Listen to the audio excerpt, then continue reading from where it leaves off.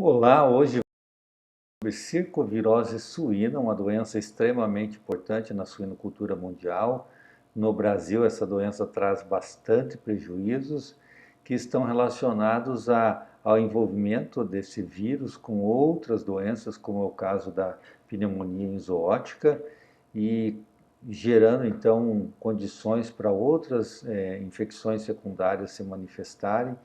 E é um vírus que causa bastante comprometimento da resposta imunológica e por isso eu considero a cercovirose aí, juntamente com a pneumonia zoótica, as duas doenças primárias mais importantes na suinocultura brasileira. Muito bem, é uma doença distribuída mundialmente, né? Então a questão aí de 20, 30 anos essa doença se espalhou pelo mundo, uma velocidade muito grande e de maneira simultânea, assim, então é um vírus que estava presente, mas que não estava causando problema, e de repente ele começou a causar problema em todos os países, né? É uma doença de muita importância econômica, apesar de controlada por vacinas. Então, hoje no Brasil é difícil uma granja que não utilize a vacina. Então, apesar disso, ela continua sendo uma doença importante, que a vacina não elimina o vírus no ambiente e não reduz toda a possibilidade desse vírus replicar no organismo do suíno. É causado por um circovírus, né, suíno, que pode causar alguns quadros clínicos principais. O mais que ficou conhecido quando a doença entrou no Brasil, o quadro clínico mais importante era o definhamento, o síndrome da refugagem, né? Então os animais ficam extremamente magros, né, e nenhuma terapia acaba funcionando, esses animais acabam morrendo ou sendo eutanasiados. Outra forma clínica da dermatite e nefropatia suína, então os animais têm comprometimento principalmente renal e lesões de peles evidentes, aqui a taxa de mortalidade é maior do que no na primeira forma. E também essa doença está envolvida com transtornos reprodutivos, como aborto, natimortos, fetos mumificados. E outros quadros atípicos podem aparecer, como a úlcera gástrica, a pneumonia, a enterite. Então, apesar de nós não enxergarmos muito esses dois primeiros no dia a dia, hoje na suinocultura, nós temos esse envolvimento com o aborto, o natimorto mumificado, também a úlcera, pneumonia. Então, o circovírus continua causando problema na suinocultura mundial. Então, o agente é um circoviride, né? Ou, dentro dessa família, então, é o seu circovírus porcino tipo 2, por isso que ele é o PCV2, ou circovírus suíno tipo 2, né? E existem vários subtipos, né? Como o PCV2A, que era o primeiro que eclodiu aqui no Brasil. Aí foi surgindo outros, né, que foram sendo classificados com a letra do alfabeto, como o PCV2B, e aí tem o 2C e assim vai. No Brasil, os mais importantes hoje são o A, o B e o D. Tá? O A está deixando de ser o mais importante e abrindo espaço aí para as variantes, né, como a B e a D. Né? E isso é um problema, porque as vacinas, nem todas elas têm proteção esse, que seja totalmente efetiva para todas as variantes, né? Então, existem aí expectativa de que nós tenhamos problemas no campo relacionados com a falha de cobertura da vacina. O PCV2, o PCV1 é não patogênico, então o primeiro que foi conhecido pelo homem, né, um contaminante de cultivo celular, mas que não é patogênico para os suínos. E o PCV3 é uma nova variante também, presente no Brasil, já tendo sido já diagnosticado em problemas clínicos no Brasil. O DNA desse vírus de fita simples circular é não envelopado e pequeno, então o fato de não ser envelopado torna este vírus bastante resistente no ambiente. Distribuído mundialmente, a prevalência de infecção é maior que a prevalência da doença clínica, ou seja, nós encontramos muito mais animais portadores do circovírus do que animais enfermos com a doença. É uma doença primária, mas com gravidade afetada por problemas predisponentes, e que é importante. Então, é um agente primário, sim. Quando ele está presente na granja, ele causa problema. Agora, na presença de fatores predisponentes, a doença é muito mais importante. E o PCV2 pode ser isolado em animais sem lesão histopatológica ou quadro clínico. Então, a simples presença do agente no organismo não determina o diagnóstico. Tem que ter lesão, tem que ter o vírus sendo marcado na lesão. A imunidade materna protege por 3 a 9 semanas. Então, por ocasião do desmame, os leitões já estão tendo uma queda da imunidade. Aqui 9 semanas é num cenário muito duradouro dessa imunidade, mas por volta de 3 semanas a queda já é substancial, tanto que as vacinas, a primeira dose ou mesmo os protocolos de dose única são feitos aqui a partir da desmama, 21 dias. A soroconversão acontece com 8 a 12 semanas, então é variada. A doença aparece entre 5 a 12 semanas, então é uma doença pós-desmame, então principalmente fase de maternidade, de creche e de início da fase de recria. A mortalidade pode chegar até 10% em terminação em animais não vacinados. Então, quando essa doença apareceu no mundo, os prejuízos foram muito grandes. Então, morria aí 5, 10% na creche, mais um tanto deles na terminação. E depois, com o surgimento da vacina, esse cenário foi bastante modificado. A transmissão pode ser horizontal, com saliva, fezes, urina, secreções nasais e o sêmen, Então, cachaços contaminados excretam grande quantidade do vírus, que, no caso, pode infectar as fêmeas e transmitir aí para os fetos ou mesmo causar o transtorno reprodutivo.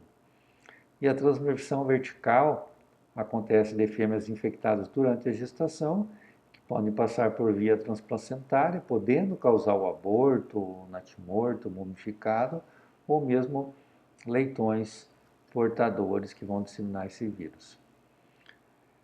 Alguns apenas dos animais infectados vão adoecer. Acredita-se que predisposição para alguns animais a adoecer esteja ligado ou a um efeito individual, ou seja, aquele indivíduo tem uma condição especial que favoreça a viremia, da leitegada, ou seja, aquela mãe ter dado uma proteção menor via colostro, ou do manejo. Então, aquele ambiente onde aqueles animais estão são mais favoráveis ao desencadeamento da doença. Que está relacionada com depressão linfocitária, então o vírus se multiplicando em células de defesa, então vai ter uma queda no número de células de defesa, principalmente os linfócitos, que vão morrer por apoptose, levando à imunodepressão e gerando então oportunidade para infecções bacterianas secundárias.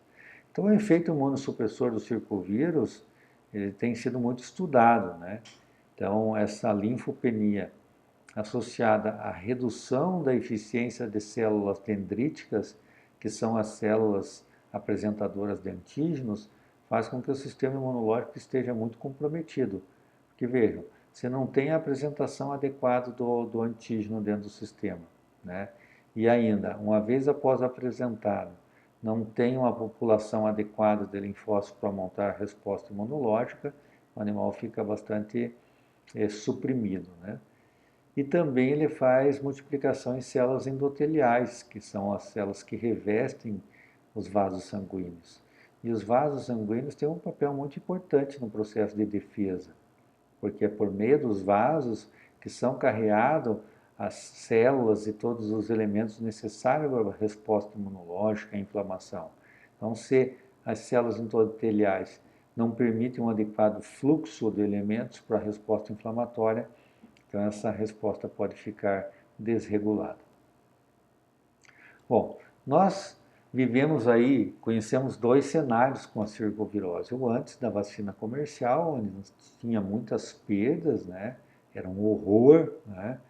A implantação dos pontos de Madec, o professor François Madec é francês, ele é um engenheiro agrônomo com muita experiência em suinocultura e quando surgiu a doença ele instituiu práticas de manejo adequado que deveriam ser seguidas à risca para evitar que a doença se manifestasse com muita gravidade. E ficou conhecido como os pontos de Madec. Quem seguia esses pontos de Madec tinha um controle muito bom, né? Então conseguia, mesmo sem vacina, reduzir a mortalidade para 2%, por exemplo. E aí os laboratórios começaram a fazer as vacinas autógenas, a partir de macerados de órgãos, fazia-se então a vacina específica para aquele rebanho. E aí deu uma melhorada bastante na condição da circovirose. Depois surgiram as vacinas comerciais, né? Que é o momento de hoje, onde nós temos perdas subestimadas, um abandono quase total dos pontos de Madec. Então, lembrando que os pontos de Madec são práticas de manejo adequado, são as boas práticas de produção, que no dia a dia acabam sendo não seguidas, né? O produtor acaba sendo engolido pelo sistema. Então, coisas assim como, por exemplo, taxa de reposição. Nos pontos de Madec falava fazer 30% no máximo de taxa de reposição. Para que isso? Qual é a lógica? Bom, você tem menos leitoas entrando no rebanho, tem menos leitões desprotegidos na maternidade e assim por diante. Agora, se aumenta a taxa de reposição, aumenta o número de fêmeas desprotegidas e assim por diante. Então, os pontos de Madec foram abandonados por causa do uso de vacinas comerciais. Mas como nós vimos, existem variantes do circovírus circulando e a proteção das vacinas não é de 100%.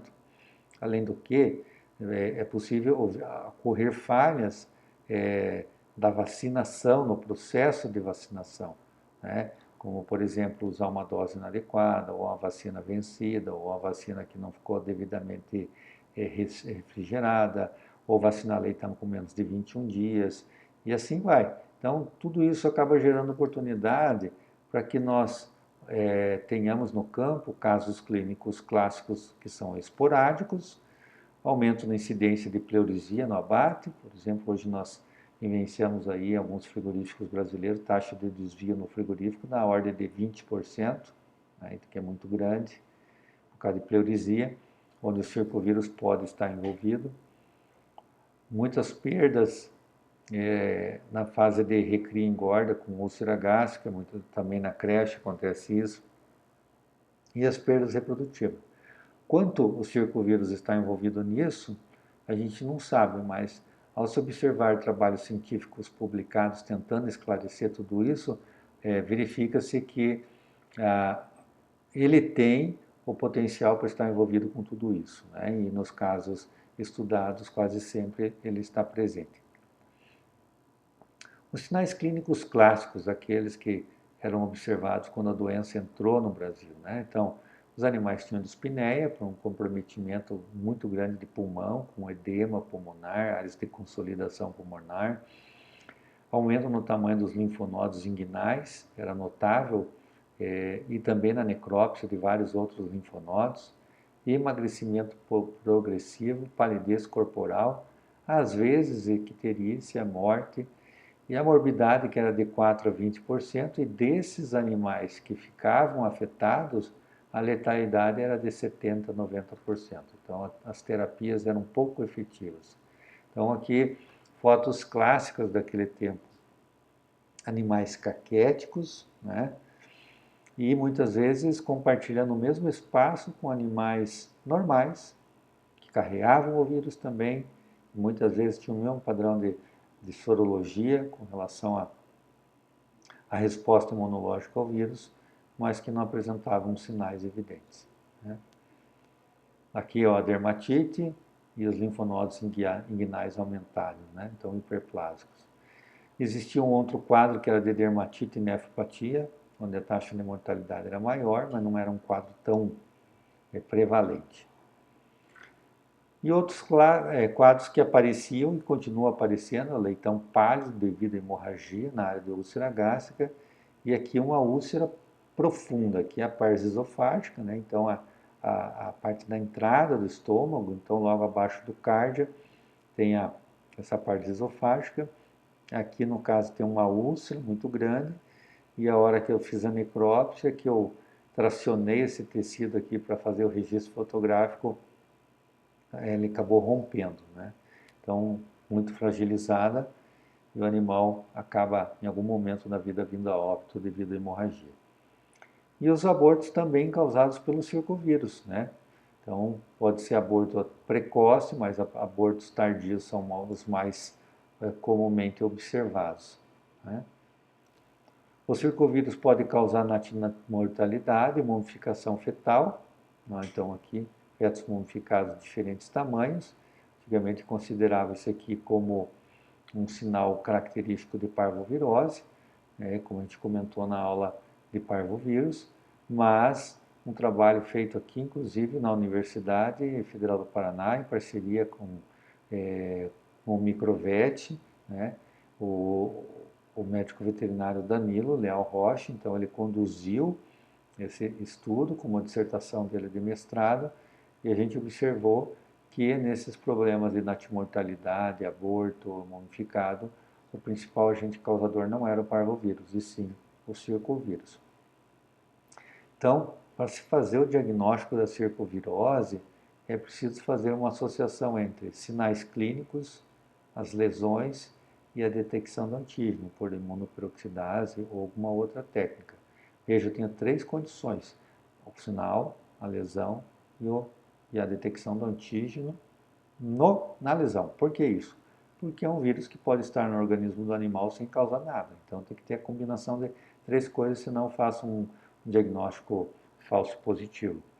Os órgãos de eleição pode ser enviado em formol e resfriado, né, dependendo da técnica que for ser utilizada, né. Ou melhor, as duas coisas, né, então fragmentos linfonodos mesentéricos inguinais, ilho, pulmão, rim, fígado, são todos órgãos bastante acometidos pelo circovírus. E pode ser enviado os fetos mumificados ou abortados. Quais são os pontos de fragilidade no controle da circovirose? Bom, número 1, ingestão do colostro, né?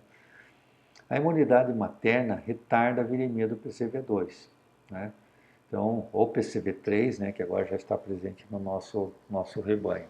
O que isso significa? Leitões bem protegidos por uma imunidade passiva robusta, eles terão uma proteção por mais tempo, né? Quanto maior e mais precoce a carga viral, ou seja, quanto mais cedo esse leitão desenvolver a doença, menor será o ganho de peso diário e maior será a conversão alimentar, vai gastar mais ração para produzir 1 quilo de carne. E muitas pessoas acabam se preocupando com a imunidade colostral, porque acham que uma imunidade colostral forte vai afetar a proteção da vacina. Mas muitos estudos demonstraram que ela não interfere na atividade da vacinação contra o circovírus, desde que essa vacinação seja feita em idade igual ou superior a 3 semanas. O problema da ingestão do colostro é que ele está muito relacionado ao peso no nascer, porque o tamanho do estômago determina a quantidade que esse leitão consegue ingerir de colostro. Então aqui um estudo feito pelos alunos aqui da UFPR do campus Palotina, aqui em 2016, a gente examinou um número muito grande de animais e observou que o volume de colostro ele tem uma relação muito grande com o peso corporal, de maneira que o leitão toma em torno de 22% do peso corporal nas primeiras 24 horas. Depois de 24 horas já deixa de ser colostro, mas nessa fase colostral, essa ingestão é da ordem de 22%. Como a gente vê então um leitão de 800 gramas até 800 gramas, tomou 140 gramas de colostro. Já leitões maiores, de 1,5 kg, tomaram 345. Agora, é possível conseguir com que esse leitão dobre essa ingestão de colostro, fazendo um manejo de mamadas, ou até auxiliando o leitão para mamar, ou fazendo uma madeira, alguma coisa? Não, não tem como. Por quê? Porque o limitante é tamanho de estômago. Então, o que nós podemos fazer para mudar esse cenário? o pessoal da genética que tem que dar essa resposta, fazer com que nós tenhamos leitões, leitegadas mais homogêneas, né? Que não nasçam tantos leitões de baixo peso. Outro problema é a reciclagem de refúgio e a seleção dos mais jovens para fechar o lote de desmame. O que significa isso? As granjas, a maioria delas trabalham com desmame semanal. Então, toda semana ela tem que mandar um lote que vai para um crechário, muitas vezes de uma outra propriedade. Só que ela tem uma meta a ser seguida em termos de peso. E muitas vezes vão imaginar que ela tem lá os 500 leitões que ela precisa enviar. Mas ela não tem 500 leitões naquele peso, atingindo aquele peso mínimo. Vamos imaginar que o peso mínimo seja 5 quilos. Né? Então ela não tem. O que ela faz? Ela pega aqueles leitões que iriam ser desmamados e retorna para outras porcas com leitegadas mais jovens e procura lá dentro dessas leitegadas mais jovens leitões que tenham mais de 5 quilos. Tá? Então, os leitões que não atingem o peso para desmamar são remanejados com salas com leitões mais jovens. E, o que é pior, às vezes a equipe de vacina já fez a vacinação para cercovírus. Então, muitas vezes eles voltam uma leitegada para trás e recebe depois, na semana seguinte, a vacina de novo, né, o que vai interferir com a qualidade da vacinação, que não é adequado você aplicar a mesma vacina com intervalo de 2 semanas. E pegam lá nas outras salas, os leitões mais jovens, aqueles que se destacam e acabam desmamando antes. Então, o que nós temos aqui? 2 tipos de problema. Você deixa de ter o manejo todos dentro, todos fora, onde o manejo em lotes, porque se fica retornando leitões mais velhos para conviver com leitões mais novos, gerando estresse por novos agrupamentos, e esse leitão que tinha um alto potencial biológico acaba sendo desmamado antes, então vai ter um sofrimento maior, vai acabar não desenvolvendo todo aquele potencial que ele tinha, e às vezes ele é tirado da sala sem receber a vacina, porque lá ainda naquela sala não estava no momento de se vacinar. E eu estou falando da vacina de cercovírus, mas várias outras vacinas são feitas nesse momento, com a vacina de micoplasma, para a doença de Glasser, e entre outras enfermidades que de repente pode ter o programa vacinal dentro da granja. Então, eu chamo isso da política da igualdade e da mediocridade, porque você, ao tentar criar oportunidade para leitões com menor potencial biológico, por exemplo, o leitão que nasceu lá com 500 gramas, 400 gramas, que não tem como ele chegar no mesmo momento que os outros com um peso ideal para ser desmamado, e depois na creche para ser enviado para recria e engorda, então eles acabam sendo reciclados, e para fazer isso gera então um risco para os outros que teriam um potencial biológico maior. Então, a igualdade é mediocridade. Você consegue nivelar mais ou menos todo mundo, mas num padrão inferior do que a granja poderia ter se ela não praticasse essa forma de manejo.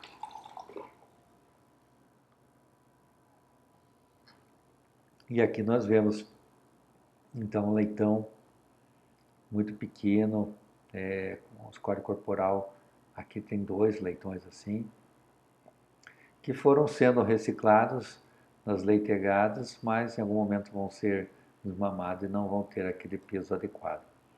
O estresse, como superlotação, temperaturas altas e baixas, desmame precoce, são fatores que afetam bastante a resposta imunológica.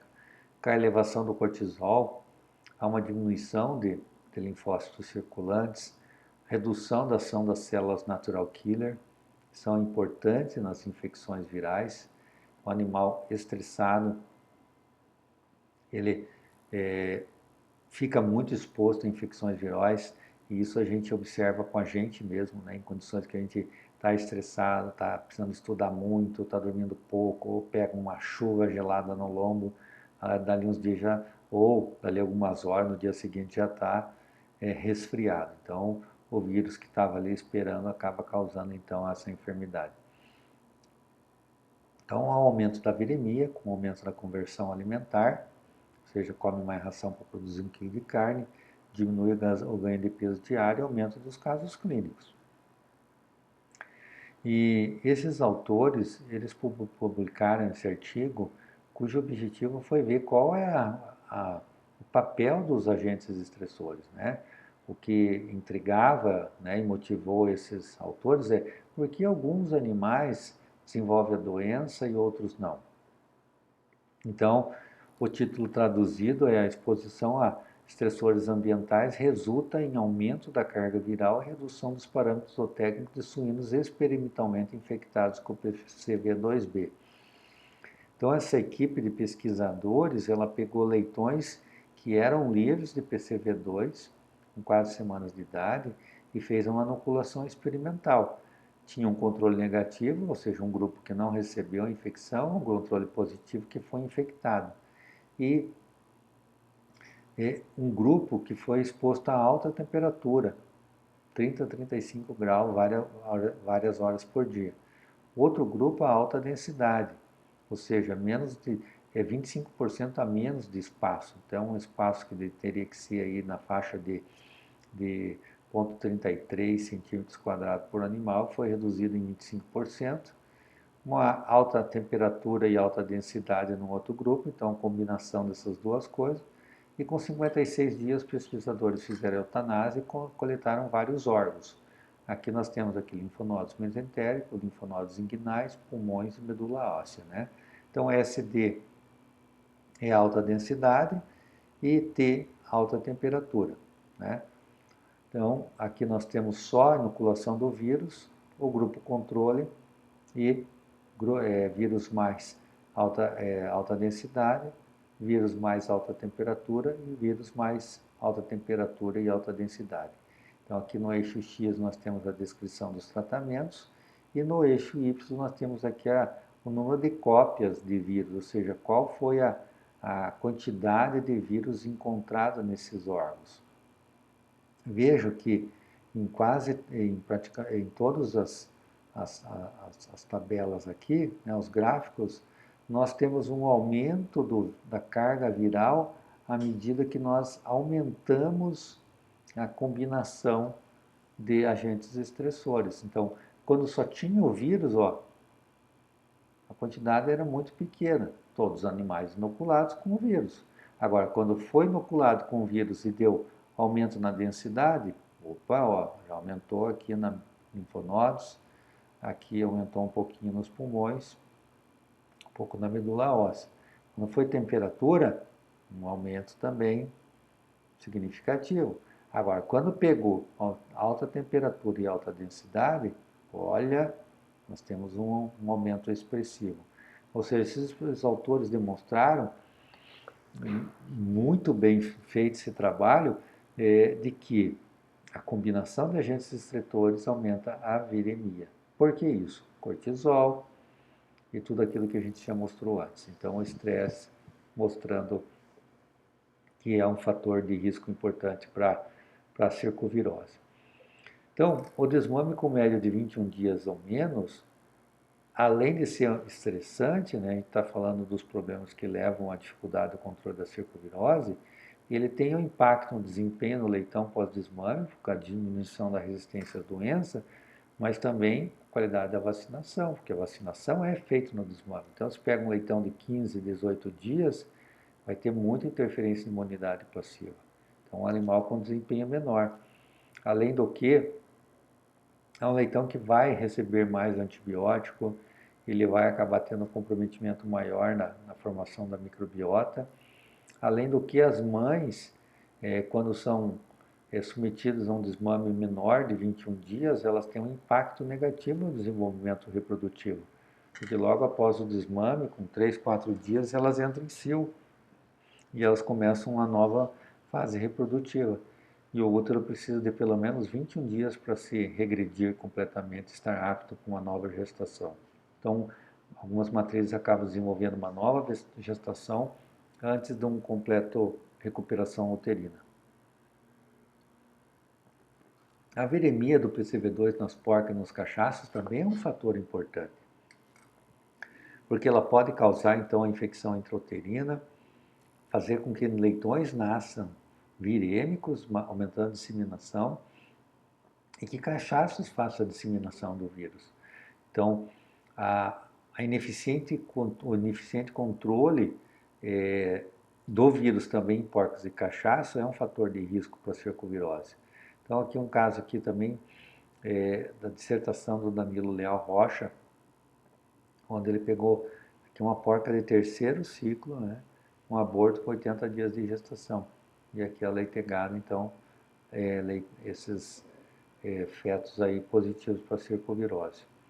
E aqui um resumo da publicação feita pelo Danilo, da dissertação dele, onde ele pesquisou o circovírus suíno tipo 2 e o parvovírus em fetos natimortos e mumificados. Veja que o PCV2 ele foi encontrado em praticamente 54% das amostras. O parvovírus suíno sozinho não foi encontrado em nenhuma amostra. O PCV2 e o parvovírus em combinação foi encontrado em 7,7%. E quando a gente pensa em problema reprodutivo, logo pensa-se em parvovírus suíno.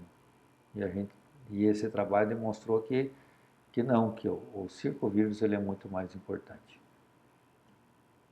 Então, mas para que nós tenhamos aí o diagnóstico dos circovírus com problema reprodutivo, 3 critérios precisam ser seguidos.